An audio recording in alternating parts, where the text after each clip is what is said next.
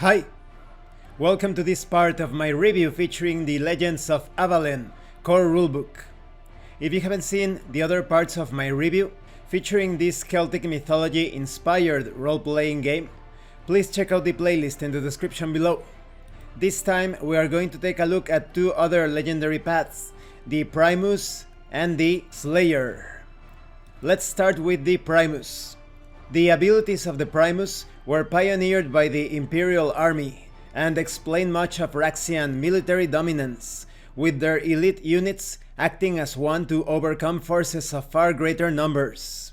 As a result, the Primus holds a powerful spot in the Vallic psyche, alongside the Phaedra as one of the greatest enemies of their way of life.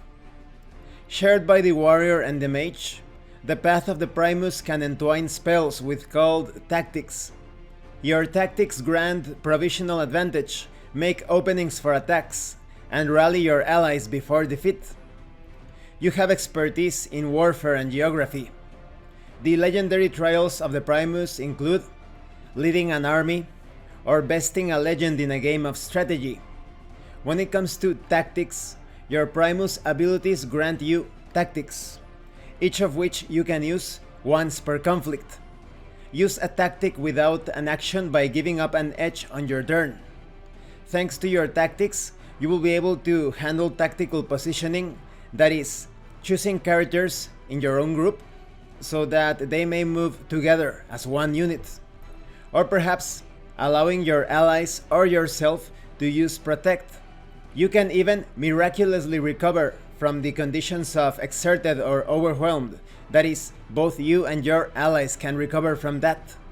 And depending on your mastery, you will be able to carry out extraordinary things, such as the tactical prowess.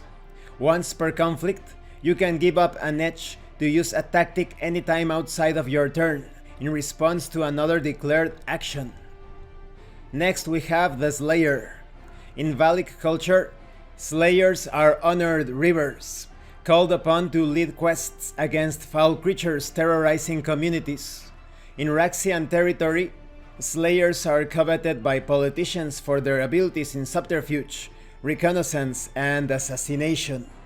The Slayer is the unique path for the reaver. Fighting as a Slayer, you can forego actions to stalk your foes to find openings.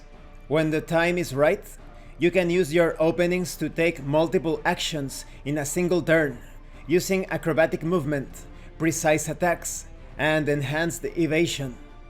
As a Slayer, you have specialized knowledge in subterfuge, feigns, and words. Some of your legendary trials include besting another Slayer or assassinating a legendary leader. Your Slayer abilities are fueled by openings that you can expend without using an action. During a conflict, you may use your action to create two openings, become vulnerable, and make an agility check to create one extra opening. You lose all your openings once the conflict ends. With these openings, you can enhance your speed. When it comes to your Slayer defense and strike, you can take advantage of openings for cover or attacking a vulnerable area on your enemy, a weak spot. You can also inflict conditions such as bleeding or withering. With sufficient mastery, you will be able to become a perfect assassin. You can turn any edge you earn while making checks against a human into an opening. Even outside of a conflict, you lose these openings if you leave the scene before starting a conflict. This means that in the right circumstances, you may be able to kill pretty much anyone that you target or stalk.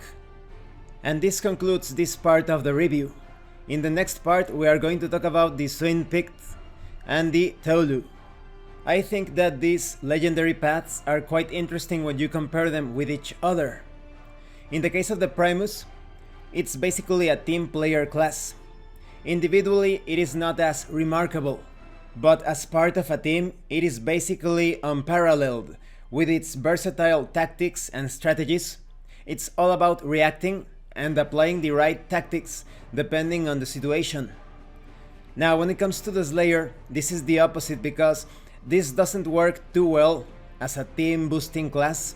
You can work as part of a party, of course, but you don't bring too much to the table when it comes to boosting or enhancing the capacities of others. This is all about focusing on a single enemy and making sure that enemy ends up dead. So this is the perfect path to kill those very dangerous opponents.